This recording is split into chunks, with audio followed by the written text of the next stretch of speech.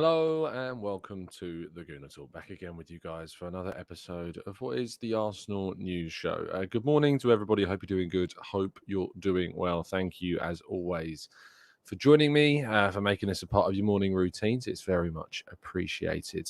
Good morning to those joining us in the chat box. Hope you're doing good. Hope you are doing well. Carl, good morning to you. Tucker Boy, Steve, Stephen, and Jamie, Black Shine, Olu. Good morning to Morgie, to Alpha, NSW, Damien, Abdullahi, Red Star, Pat, James, Manu. Good to see you back as well. Matt G, Marcus, Martin, and plenty more, of course. Chris, Martin, Gary, Tony, to Vivian, Stephen. I feel like of course, I highlight that comment. Great, and everyone else as well. It's like people want to test what I actually will show on the screen. It's down to me. I should be better at vetting these comments before I show them up on the screen. But Penny Wayne, maybe keep that to yourself next time. Good morning. Hope you're doing good. Hope you're doing well. Do drop a like, subscribe, all that lovely stuff. If you're new, yesterday evening, we conducted our first I say first, not the year, certainly, but our first phone in for a long time. Talking about the season, talking about kind of my 3 points of my mission statement from the campaign and getting people's thoughts and feelings about the season. If you haven't yet given it a watch, I recommend you do. It's full of differing points of view and some good discussion as well. So if you haven't yet listened to it or watched it, it's available on all the platforms. So certainly get into it if you haven't, because it's worth your time. Let's talk about today's stories. First of all, Chris Wheatley of London World reporting that Arsenal could yet receive a financial boost from Dinos Mavropanos' potential summer move. Napoli are interested in signing the Greek international, as are a number of other teams from England. Arsenal have a sell-on clause involved in the players' deal, expected to be around 15 to 20% of whatever fee Stuttgart end up making on the player that we sold for a very small fee, very small indeed. We're talking low single digits when he left the club for the German sides. And Arsenal will hope that they can get as much as feasibly possible for any deal that is done between Stuttgart and any potential suitor for the player. The higher the bids, the more money Arsenal will get. So let's keep those fingers crossed indeed. Now, on William Saliba, according to RMC Sport in France rather, William Saliba is expected to be back in terms of being fully fit, ready to return at the end of June, start of July, which is, quite a long time away. It's, the rest of this month, nearly all of next month, potentially all of it, and then the start of the following. And, considering that all of the messaging was around, they were going to push him to see if he could get back in time to play any part in this campaign. It does seem that was very, very optimistic if this report from France is indeed the case. They're not going to rush it. They're not going to push it. They're just going to allow him to return as and when is best, it seems, for Saliba. So fingers crossed we see a quick and swift return for that position. Sambi Lokonga is said to be wanted by Burnley and Vincent Kompany, according to The Sun, who have reported that the newly promoted side want to reunite Kompany, who, of course, managed Lokonga at Anderlecht. Of course, that link is there. I was never, ever going to be surprised if we saw this link emerge as well. So there's no shock in this story coming to the fore, and the Sun are the first ones to roll with it. Whether or not this turns into anything in the summer, we'll have to wait and see. But Lokonga, I imagine, will certainly be on the market and certainly will be available for a potential sale and transfer in the window. Now, the big news regarding potential outgoings that dropped yesterday is that Granit Xhaka is expected to leave in a £13 million deal to buy Leverkusen. This was initially reported across your feeds, as we know, yesterday. Then everybody had the information that indeed this was the case, and this looks to be the case, that Leverkusen will pay that £13 million figure for Granit Xhaka. I'm sad. It's a sad moment that Xhaka is moving on. I think that it's only sad for me. is I think you'd have to be pretty heartless not to feel some kind of negative emotion around the idea of Granit Xhaka moving on, because he's been at the club for 7 years and he's been a big part of this season as well. A really big part, really turned things around. Some people can't forgive him for what happened in 2019. I personally think that lacks empathy, but people are entitled to their opinions. I never will justify what he did, but I will certainly never begrudge him of his reaction to ultimately what was a horrific time for him and his family, who received abuse and words that nobody should have to ever experience. And I don't blame him for wanting to make this switch. I am slightly concerned about it because, as I've spoken to you guys before, I feel as though having him here at the club next season, after we brought in that player that was going to take us to the next level in midfield, could have done with that transitional period. And now there is going to be, extra pressure on the midfielder or the two midfielders, and we'll talk about that shortly, that could come in during the summer transfer window. So it's a shame that Xhaka moves on. I think it's the right thing ultimately for Arsenal to make this step up from Granit Xhaka. But certainly it's a sad moment. I wrote a piece yesterday in football.london that you can go and read on the website. It includes a short story at the end of that article, which kind of talks about how Xhaka actually made me a better writer and a better journalist. I'll keep that story to myself for now. And for those of you that want to read it, it gives you a bit more detail about what that is. So that you can find that on the Football London website on my page. You can find that in our link tree as well, always down in the description too. So yeah, Xhaka to move on. And that, of course, does open up some avenues for us because Leverkusen possess Moussa Diaby, who is a player that Arsenal are interested in. And we know that the interest is real in Moussa Diaby. And this is, according to Ryan Taylor of The Express, said to be something that could generate, a better relationship between the two clubs. With Xhaka moving in one direction, it could help with potential negotiations if Arsenal were to move for Moussa Diaby in a serious manner with the potential bids this summer. So that is something that could really come out of this deal in a positive way. We'll have to wait and see. And of course, the Declan Rice situation is now even more imperative for Arsenal. A bid is said to be expected soon, according to some reports circulating yesterday, and that Arsenal want to try and get this deal done quickly. Now, further coming out from West Ham side of things is that they want to kind of shelve any potential talks reportedly until after the UEFA Conference League situation that they have. Of course, they play tomorrow night in their second leg in the Netherlands against RZ Alkmaar, who they have a 2-1 lead over at this moment in time. And Declan Rice is expected to be a big part of that. So we'll wait and see. But with Xhaka's exit, obviously lends itself to the idea that Arsenal, for me, have to go and get two central midfielders, because it's, as I've mentioned and used this terminology, it's not about replacing players. It's always been about reinforcement. So if one leaves, you can't just bring the one in. We need to make sure that we replace Xhaka, but reinforce whoever replaces Xhaka with another central midfielder. And thankfully, the indications are that Arsenal's interest in Moises Caicedo remains, even with their real strong interest to prioritise a move for Declan Rice as well. If Arsenal can pull both signings off, it would be one of the biggest coups of the club that they have done in a summer transfer window. That is for sure. It would be a very, very good piece of business, meaning that Arsenal's midfield potentially next season would look like Jorginho, Partey, Elneny, and then Rice and Caicedo involved in that. We've got Smith Rowe, Vieira, Odegaard, who can play in those attacking positions. And there's supposedly also interest in adding another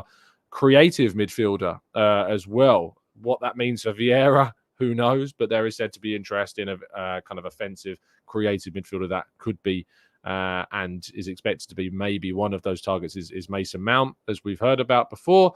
We'll have to wait and see what transpires in the market. But for me, we have to make sure we go and get two midfielders for the box-to-box, the defensive midfield areas. We need two, absolutely as a minimum for me, if Xhaka does move on. Now, of course, you can get involved in the latest competition, which is a signed Bukayo Saka shirt. Make sure if you haven't yet already got yourself a ticket that you do, link down in the description. There are Just 5 days left. There are 86 tickets available. You can win yourself a Liam Brady signed and Arsenal framed t-shirt as well.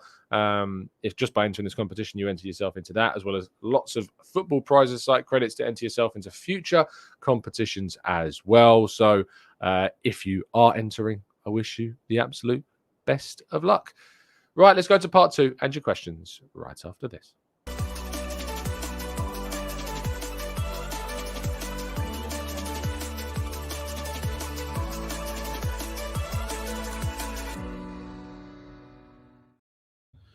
Right, let's scroll up in the chat box and see. I'm curious how to see some of the reaction to the news on Xhaka's exit as well.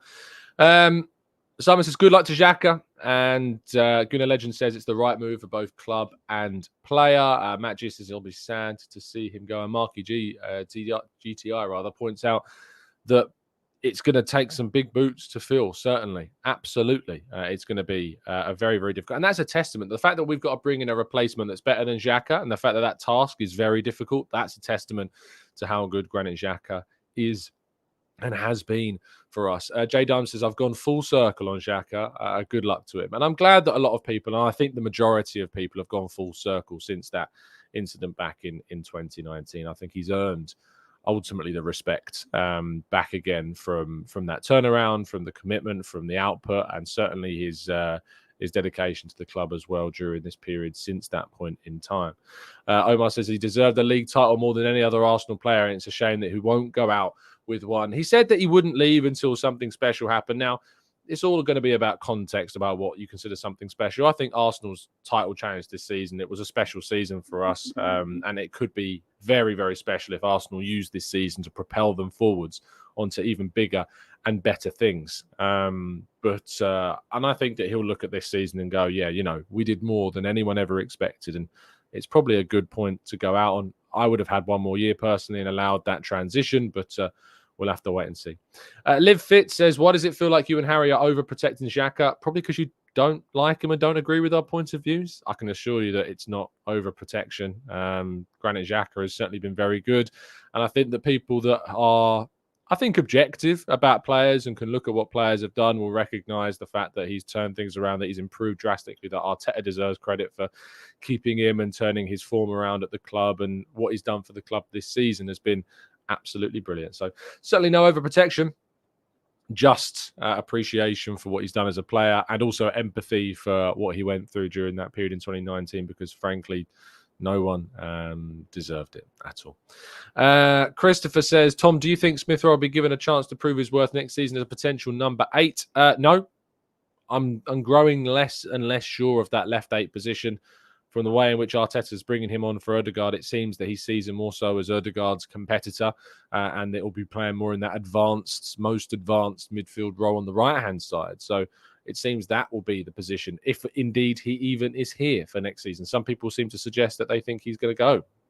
I'm not sure I've got that sense yet that he might go, although rather he will go. I've got a sense that there's a chance, but I'm not sure whether or not he will for certain be going this summer. We'll have to wait and see. Ashley says, do you think Rice, Caicedo, Jorginho, Partey, Ødegaard, Vieira is a good group for next season? Personally, I believe it is. Yeah, I think if you look at the options you've got in that defensive 6, you've got Partey, Rice, Jorginho. Look, Elneny's still going to be here as kind of a 4th choice if we ever had to go that deep into the team. And that left 8 role, you'd hope to bring in someone like Caicedo that can do that fantastically well. You've got Vieira, you've got Smith Rowe, and I think that maybe there's even scope, if Arsenal were to bring in a creative midfielder on top of that, which is said to be an interest of the club, that they could even bring someone else in. We'd have to wait and see if that's also possible. Trossard has shown that he can potentially operate in the left 8 as well, and I think the older he gets, I think that's maybe where his position maybe lies in the future. So absolutely. Reece says, Tom, do you think we sell Nketiah and Balogun for a new striker? No, I don't. I don't see both of them going. I see Balogun going and Nketiah staying. Whether or not we bring in a striker or another forward still remains to be seen, but I'd be surprised if both of them left. If Balogun goes, I would move on Nketiah still and then bring in a forward, but I think I'd be surprised if it did happen. Constantine says, I was Xhaka out for years, but now I think he deserves more respect than the likes of Koscielny, Van Persie, Aubameyang, even Fabregas. Wow. I mean, Fabregas obviously did kind of tarnish with the Barca move and then the Chelsea return to the Premier League as well, even though we had the chance to re-sign him. It's difficult with Fabregas because obviously his contribution while he was here was significant. However, Xhaka stayed very loyal to Arsenal and has only moved on toward the point where, he is going to be effectively replaced, it seems, and isn't going to another Premier League team. He's going to the Bundesliga, and he's getting, I think, £30 million. People might say that's not a lot, but for a 30-year-old with a year left on his contract that you're going to upgrade upon, I think 30 million quid is not a bad amount of money at all, to be honest. Let's go to Rev San. Says, Tom, do you think Icardi would be a good option? I think he's quite decent. I don't need that drama. Quite frankly, I don't need the drama of Mauro Icardi at Arsenal. And I don't think Arteta would want that either. Hassala says, would you like to see us sign Caicedo alongside Rice or sign a different type of midfielder? Oh, Rice and Caicedo all day long. Rice and Caicedo all day long. That's going to be my favourite dish of the summer. KW3 says, is Tielemans worth looking at now for depth? I have faith in the system to get the best out of him. Tielemans would be on my list as kind of like the backups, as a plan D, E, F. I think there are a lot of players way ahead of Tielemans in terms of my estimations of who I would go for in the midfield. Some I probably couldn't even name, but I know they exist. Marcus says, what about Gundogan on a free? Again, I'd rather Gundogan than Tielemans because I think you could sign him onto a more reasonable length of contract, similar to like Jorginho. You get like a 1-year contract with a year option maybe, or a 2-year contract with a year option. If we Arsenal can't sign that player on top of Rice as well, like you say, you're getting Rice and you can't afford Caicedo. I think that Gundogan for a year, Jorginho's contract then expires at the end of this year as well. You have Gundogan for a further season, and then you can kind of still bring in the one next summer if you need to. Gundogan is there if indeed we can't afford to bring in the 2 marquee ones this summer. So, yeah, I think that would not be the worst idea in the world at all. Let's go to Lucas says, you can pick one of these to stay. Smith Rowe, Balogun, or Nketiah. At the moment, I'd pick Balogun, to be honest. So there you go. LiveFit says, why does it feel like you're willing to let ESR go, but crying for Xhaka to stay? By the way, it's crying for Xhaka to stay for one season. just the one. Smith Rowe, it's whether it's about being ruthless, with players. And Smith Rowe at the moment has gone so far down in the estimations of the team. Like Xhaka starting week in, week out for Arsenal, and Smith Rowe isn't. Smith Rowe has not been as much of an asset to the team this season as what Xhaka has. And there's an argument that would potentially continue into next season if Smith Rowe cannot get his form back. So, Liv, I think you've probably misinterpreted that one. You've probably got that one wrong, I'm afraid. Where it says, do you think Arteta will need to be ruthless with his outgoings and incomings as well as improving his in-game management next season to ensure that we go up another level and be more competitive? I think if you talk about him needing to be ruthless, I think the question is, do you think Arteta needs to continue to be ruthless? I think Arteta has been. I think the club has been ruthless with what it's done. And that's in investing in getting players out the door and making sure that, let's just get them gone. Aubameyang, get him gone. Lacazette, don't renew his contract. Jorginho, you only bring him for 18 months. That's the ruthlessness that we need. We need to make sure that we are strict with our squad, that Smith Rowe, if indeed that it's not working out or things are happening behind the scenes, that they make decisions, that they make the right decisions for the benefit of the club going forward. So ruthlessness, I have faith, is already here and is here to stay for the future as well. Cass says, do you think we really need to sign a centre? Do you think we need to sign a centre-back since we have White? And I feel for him and Saliba can cover that area. We definitely need to sign a right-back. Yeah, I do. I think Simican is a fantastic target. If that indeed does turn into something more than just the interest we're being told about, that's perfect. Centre-back and a right-back, having White, Saliba, Simican as options is a great trio with Tomiyasu, of course, added into that as well. You've got 4 great options there. So, yes, absolutely, we need to bring someone in. Akmal says, I'd love to read Xhaka's autobiography if he ever writes one. Historian Arsenal is an inspiration. Just wish we had won the league before he left. Absolutely, I agree. I think it's going to be a very entertaining read. Hopefully, we'd listen and hear a lot of what has hopefully happened. You know that some people have checked out of Xhaka, and that's fine. You know, I don't think anything that he says will change their minds, but you get that in life with lots of things. What do you live for more, Tom? Xhaka or golf? Golf. Xhaka's leaving. Golf's never leaving me, mate. Never leaving me. Charlie says, any news on Xavi Simons? Am I right in saying he's changed his agent to, is it Dean? I think he's made as his agent. Not David Dean. I think David Dean's son is now his agent. Whether that changes things in an Arsenal perspective, I don't know. But certainly it seems, I think I saw that report that he has changed his agent to someone who's got significant contacts at Arsenal. So expect those stories to come out. Whether or not they turn into anything legitimate, we'll have to wait and see. James says, I love that Tom has beautifully swerved my question. I haven't. There's just 750 people watching this, and I haven't seen it, James. So I can take a couple of seconds to scroll up and try and find it. Here we go. James says, if there is no measurable regression/progression in the Cups, is Arsenal's only means of progression to win the league title next season? No.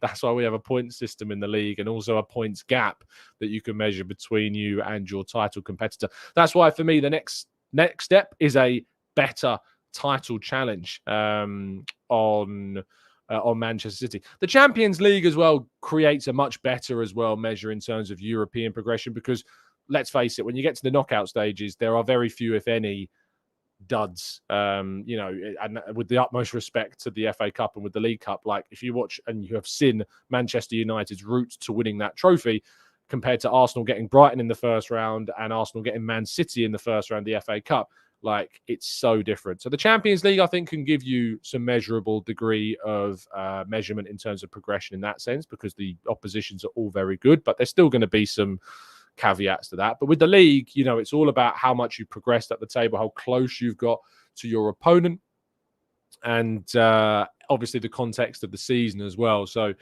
if say we got less points than we got this season, however, we were closer to first place than we were this season, that's still progression in the context of a Premier League campaign, because obviously you've got to play the 38 games and then your measurement of progress is in comparison to those 19 other teams. So yeah, there is absolutely progression in that sense without winning a trophy, and it's done based upon how you measure compared to your title rival. And if we do put in a much better title challenge, I'm hoping one that is successful, that we can win the league next season. But if we put in a title challenge next season that takes us even closer than we were this season, then yes, we've progressed. And that could even be with less points, but that's what happens in football, So progression doesn't always have to be based on the amount of points that you accrue, because some people are saying that if we get 87 points this season, it's a failure. And yes, that's the same amount of points that we got during our double winning season.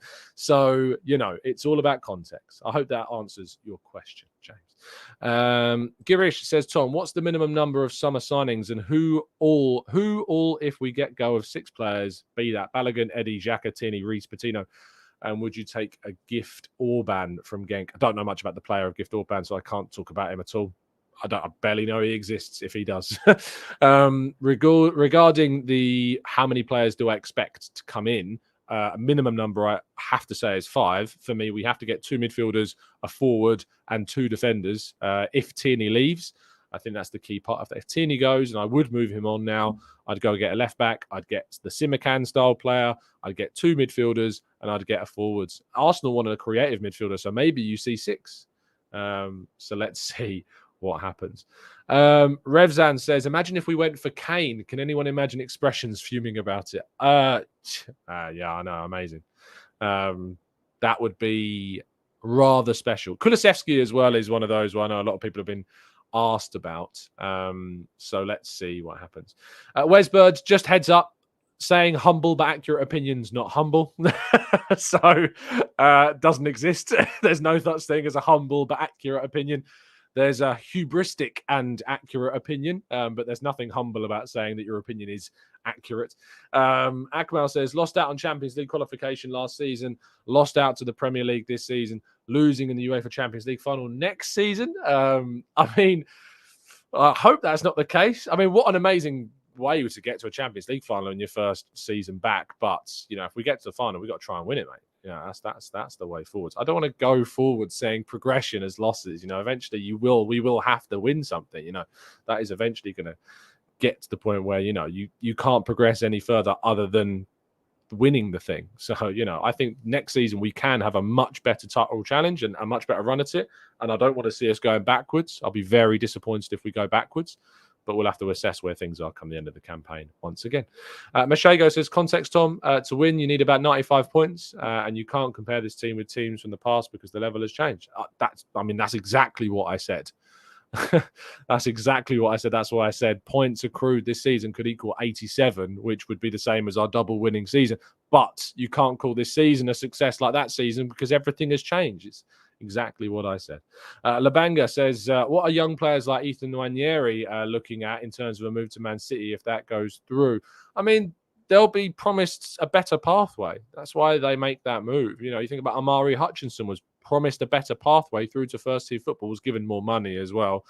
But the pathway apparently was a key factor. But that's disappeared with the signings of Mod Madueke and Mudryk, and they're probably going to sign more wingers in the future too. So that move by Hutchinson's not looked the best in retrospect at all. Amira says, after 2 seasons, Partey rated his Arsenal career 4 out of 10. 1 season later, what would you rate it now? All things considered, I'd only give it a 5, maybe a 6 at a push. Never been the player that we thought we were buying. I'd give it, he was, I thought, very harsh, to be honest. I think the injuries obviously have been a problem. I would give it a 7 out of 10. In terms of that signing, I think it's progressed us in midfield. I think it's taken us from, a team that was outside of Europe to then going into Europe and then into the top 4 and into a title challenge. Part has been a big part of that and a big part of this season. It's not necessarily worked.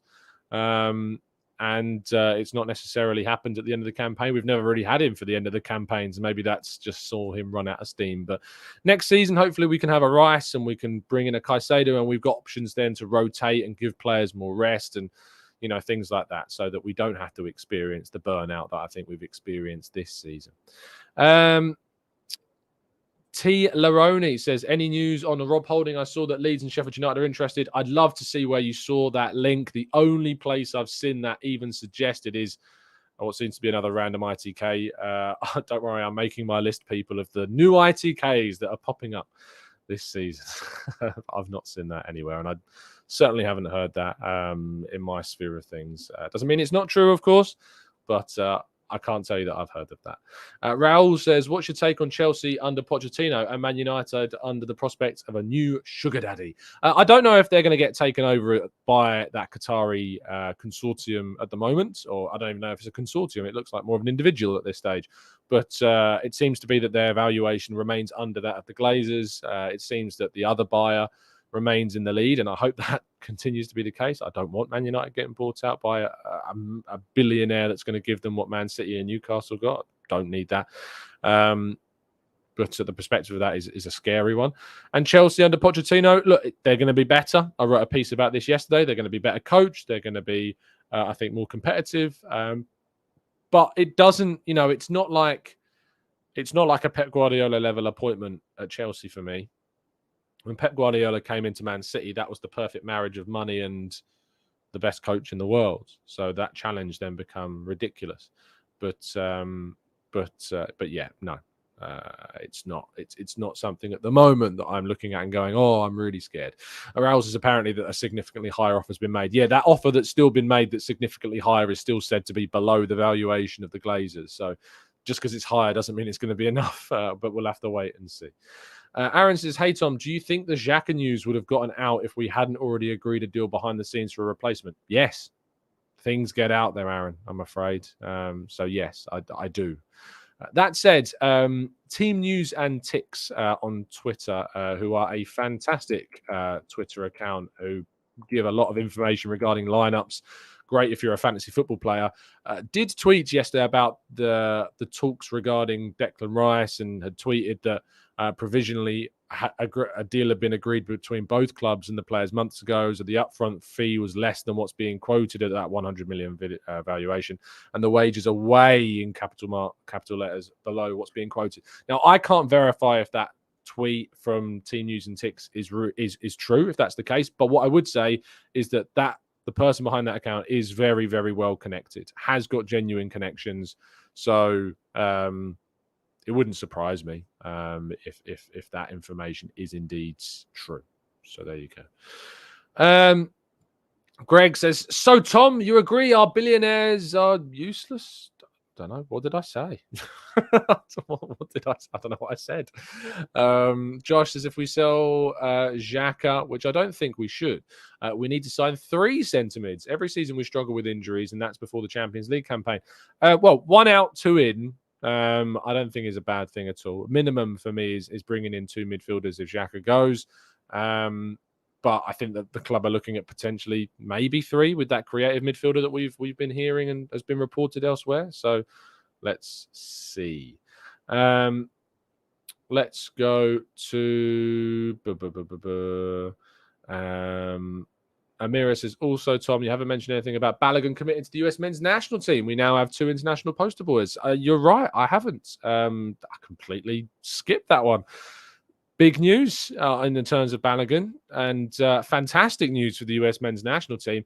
I tweeted yesterday saying, heads up, this is Southgate's fault, and I do think that it is. People will say, well, how is he ever going to get in front of Kane? Well, I'm sorry, but in the last international break, with Balogun scoring as many goals as he has done in France, you call him up. You call him up to the England squad. Because what you've done there is say to a player, and not just Balogun, but a lot of other players as well, you can score a lot of goals, and you can score more goals than the players that I currently pick in the team and still not get picked. And I think he was asked about Balogun and said, oh, we got an eye on him. It's BS, mate. I'm not, as people know, I'm not a big fan of Southgate. I think England have underachieved with him as head coach. And I think that the potential that squad had in comparison to what they ultimately were up against, underachieved. Yeah, if you think about Arsenal, for instance, in comparison to England, Arsenal have overachieved because they've competed with Manchester City and came very close to that title. England knocked out by Croatia in the World Cup semi-finals and lost to an Italy team that failed to then qualify for the following World Cup in the Euros in the final. You know, England should be doing better, and better decisions should be being made regarding squad selection and regarding call-ups. And I just don't think, and I think ultimately this golden generation of English talent is being wasted, really wasted. Now, the question's always going to be, well, who on earth do you pick to replace Southgate? You know, personally, I don't think he'd ever leave Newcastle at the moment, but Eddie Howe would be my next choice as England manager. If indeed that is the next, if there is an opportunity, but he's going to want to stay at Newcastle for now. I think that's fairly obvious, but certainly I would be approaching Eddie Howe after maybe the next Euros. So after 2024, say Newcastle drop out of the Champions League next season and they're out of the top 4 and they've regressed and Newcastle aren't particularly happy. If I'm England after the Euros, I'm saying, Eddie, I will offer you the job, mate. So yeah, that's where my head's kind of at with that one. So there you go. But yeah, big news. I know I've got off on a tangent there about England, but big news for the US regarding Balogun. You've got yourself a striker for the next 10 years, probably to lead your line. Yeah, a big coup ahead of the 2026 World Cup as well. So there you go. Let's go to Wes. Says, would you move Ben White into a centre-back position after moving on Holding and then get another right-back, or stay with him and get a right-back and get another centre-back in? I'd get Simican, Wes, because he does both jobs and it gives you complete flexibility and freedom in what you want to do. So Simican for me, please, in the summer, all day long. Alexandra says, can we get Florian Wirtz instead of Diaby? I mean, either of those two I would love. Both are very, very talented players and both quality players that would add a lot of quality to the team at a very good age as well. So, yeah, either of those two, bring them in. Thank you ever so much, guys, for listening. Really appreciate your time as always. Please do drop a like on the video and subscribe to the channel if you're new around here with those notifications turned on so you never miss a show. I'll be back. I'm not going to be back today. There are reasons why, which I will talk about at a later time. But I'll be back tomorrow morning. And I'll be back tomorrow evening, not here, but on a Bird Camp Wonderland. Danny, the GFP, who is the only reason, to be honest, that I even exist on this channel and exist in the world of journalism. He's the man that gave me the chance to start my podcasting journey. And when he asked me if I would jump on ABW, if I could do any time this week, my response to that was very easy, and that's that I would make time, because to me, there is no career, there is no me chatting with Granit Xhaka without Danny the GFP. So I will be hopping on to a Birdcat Wonderland on Thursday. I don't know if we've committed to a time. I think it's 6. I think I said 6 on Thursday. So that's, I think, when it's going to be. So 6 o'clock Thursday, a Birdcat Wonderland. If you're not already subscribed, please do. Yes, it is indeed 6 o'clock tomorrow. Do make sure you do. I'll remind you again tomorrow morning in the 8 a.m. show. But thank you to everybody that's tuned into today's show. Drop a like on the video. Subscribe if you're new. And as always, up the Arsenal.